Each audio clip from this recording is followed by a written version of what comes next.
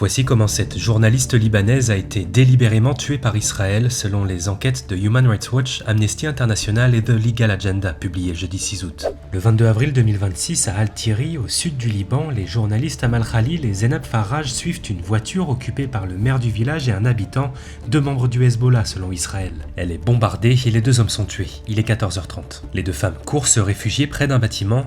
La mission locale de l'ONU transmet alors à l'armée israélienne la demande de la Croix-Rouge d'accéder au site pour secourir les journalistes piégés. Il est 15h. Zeinab Faraj témoigne de drones de surveillance qui volent alors tout autour d'elle, dont un qui vient à moins d'1 mètre de leur visage. Selon les ONG, l'armée israélienne savait donc que les combattants du Hezbollah étaient éliminés et que les deux femmes étaient non armées et en tenue de civile. Mais près d'une heure après la première attaque, l'armée israélienne bombarde leur voiture, ce qui blesse les deux journalistes et les force à se réfugier à l'intérieur du bâtiment. À 16h25, une troisième frappe détruit le bâtiment dans lequel elles étaient réfugiées. La journaliste d'Al-Akbar de 42 ans et la cadreuse de 21 ans sont grièvement blessées. Mais leur calvaire n'est pas terminé.